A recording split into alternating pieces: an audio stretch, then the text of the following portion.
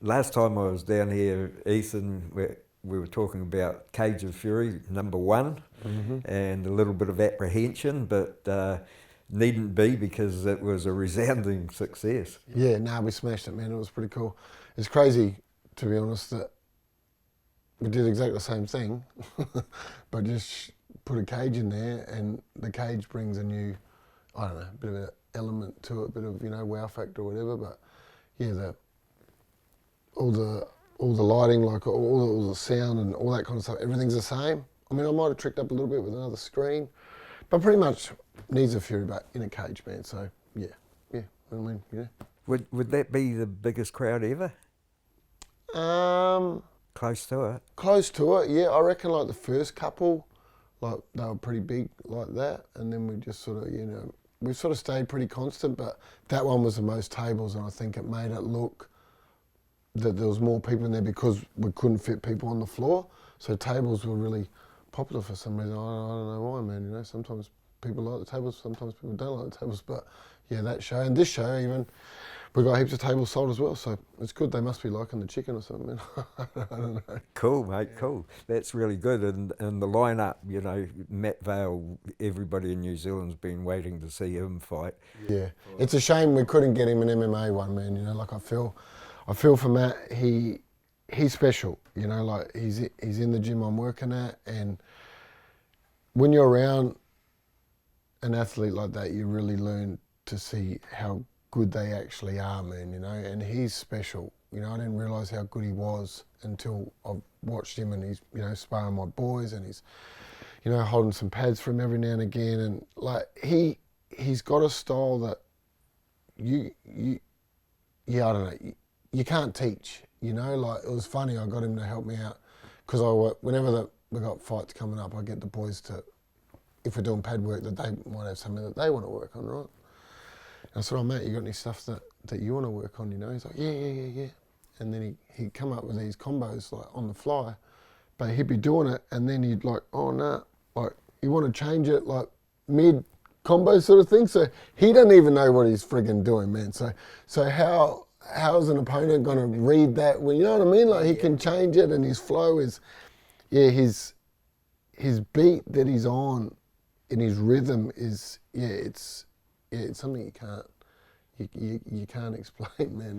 He's good. So it's going to be a very interesting fight with Matt. Like I'm sure City know Matt. Like Matt's done a bit of work down at City and stuff. So I'm sure they got the best brains in the game. They'll have a plan for sure. But yeah, we'll see. Yeah, Mark Timms, he's known for the top 2 inches as well as his physicality, so it's going to be a good fight. Yeah, so that's going to be a humdinger for sure, man. So, yeah, just excited to get Matt on there. Just want to get him busy, and hopefully we can get a few on the get him on a roll, and then who knows about this UFC contract and stuff that's been that he's been missing out on for all this time. He just got to get busy, man. I don't think he's been busy enough over the last few years. He's been the best in Oceania, but you got to have the fights on the board, man. So we just got to get him going. And Michael Isaacs, he's one of my favourites. Yeah, he's a Fury regular, man. And Michael's always in the gym, and he's always getting better. He's probably one of the hardest workers in the gym, to be honest. I don't like giving him too many positives, but he is, like he is. He works hard, man. Like he's a coach's dream, to be honest. You tell him to run 100 hills, he'll do 120 just to show you that he's the machine. His fight name, the machine, really suits him, and he's in fine form at the moment. We trained this morning, and he's looking really good. So yeah, I'm looking forward to seeing letting him loose on one of the Strikeforce boys, so he's a good boy too, and Aaron always, produces great fighters and stuff, so I'm expecting all on that one for sure. And you've had a little bit of trouble matching up a couple of the boys? Yeah, man, it's Brando is just an absolute nightmare to try to match, like no one wants that smoke, that's for sure. In the kickboxing, I could have matched him in kickboxing, but he wants MMA now. So I'm learning about this MMA world, Tony, to be honest. Like it's a little bit different than the Muay Thai world. They're protecting their zero, like all these all these fighters, they've all got this UFC dream or one championship dream. And most of them have got managers, you know, it's not like the Muay Thai world where you're speaking to the trainer and that, you've got to go through this guy to get to the manager, to this, and they've got all this planned out, that their pathway to the UFC and that, right? Like whether they're signed with Eternal or they're signed with Hex and they can't fight out a contract. And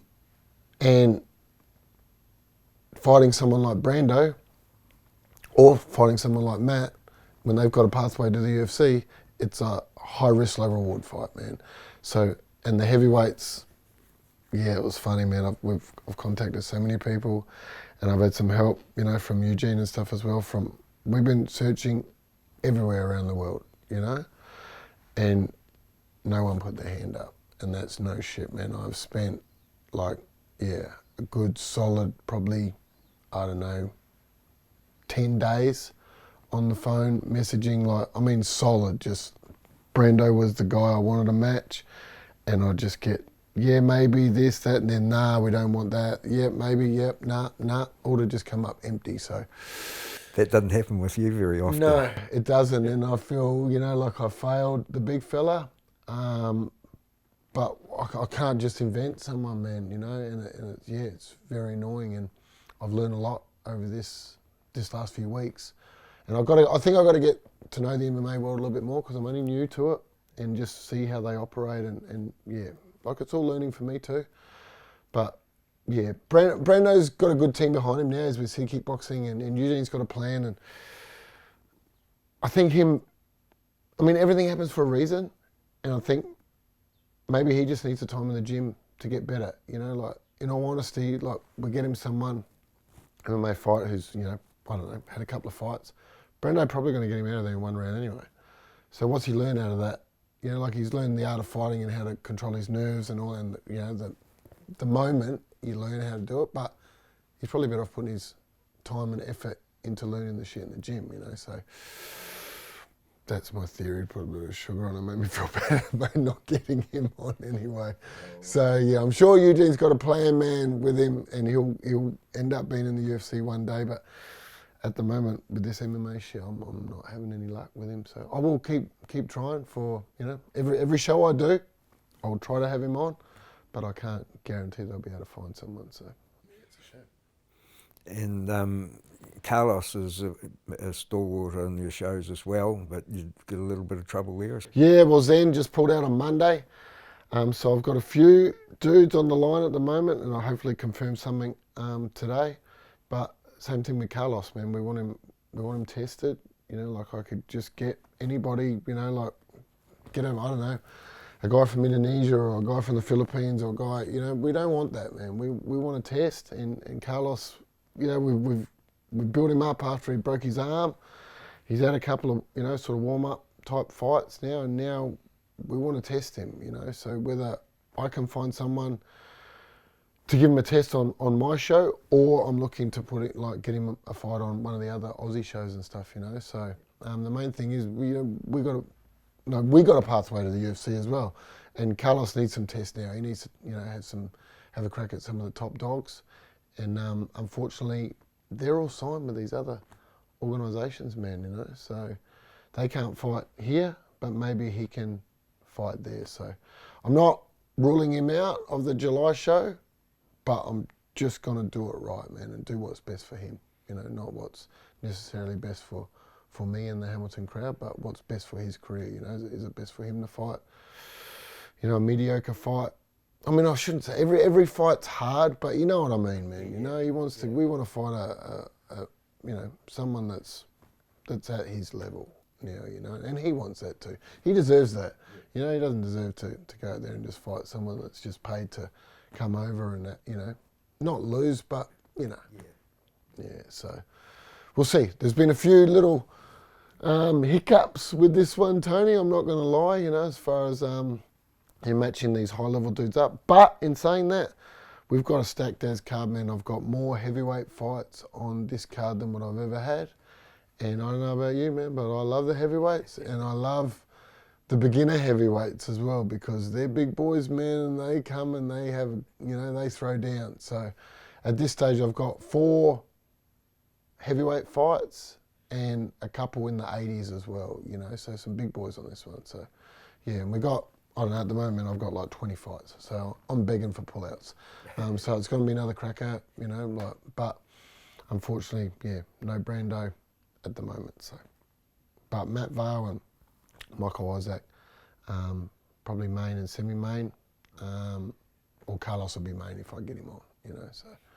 The crowd that turns up at the YMCA in Hamilton, they're not only the noisiest, but they're quite intelligent about the fight game too. They know what they like to see, and they really support the fighters. Yeah, they do. I mean, it's a lot of repeat customers, man, we get, you know, like I think we get, I don't know, 10% new ones every time, but 90% of those people are, you know, people that have bought before, and it's quite cool, like on my database of all my, like, ticket seller, like ticket buyers and stuff. I can see, oh, he's come back again, she's come back again, and that's cool, man. That's a good sign that we're doing something right, you know. But yeah, we need to get more people, man, more new ones, you know. So that's why I give away a few tickets, man, to a lot of different people that had never been to a show before, and you know how many times you hear the old, oh, no, it's not really my thing, and you give them tickets, and then it is their thing, you know. So I love that. I love it. You know, I love that when you make. I want to make people fans of the sport that I'm a fan of, yeah? So, yeah. We've got to talk about something else as well, because this Sunday is one of the biggest cards, or one of the best cards I've seen on the UFC for a long time. Yeah, it's stacked for sure, man. I'm looking forward to it. I'm going to be on that couch right there, Tony. Yeah, UFC Sunday, mate. Me and Roxy for sure. So, no, I'm looking forward to seeing, you know, Dan, you know, against, is it Jalen Turner? Is it Jalen Turner? Yeah, it's gonna be a banger, and Dan's got a new look going on. You know, he's got his you know mouldy shin pads by the look of things, and a bit of blonde hair as well. I seen this morning. I was watching the press conference and that too. You know, so yeah, I'm looking forward. I always love watching Dan fight. So yeah, he always brings it, and of course Volk on the big one as well. So yeah, it's going to be interesting to see how he goes against someone so fancy, kicking and all that kind of stuff. You know, so I think he'll cut him off pretty good and won't give him that space to spin and do all that fancy shit, but we'll see. Yeah, we'll see. How long you know, because you started off your world kickboxing champion and that, when was it that you switched over, or have you always been interested with the UFC or MMA right from the start? Or? Yeah, I mean, I'm a fight fan, man. Like, you know, I watch anything. You know, honestly, boxing, yeah, anything to do with fighting. But I've been watching the UFC for like 10 years. But when I first started watching it, like I won't lie, like I'd watch it and think, oh man, their striking's pretty shit, you know? But now I watch it and I actually learn stuff, you know? Like it's crazy the way they're changing stance and everything, and yeah, like I really like that style of fighting, you know?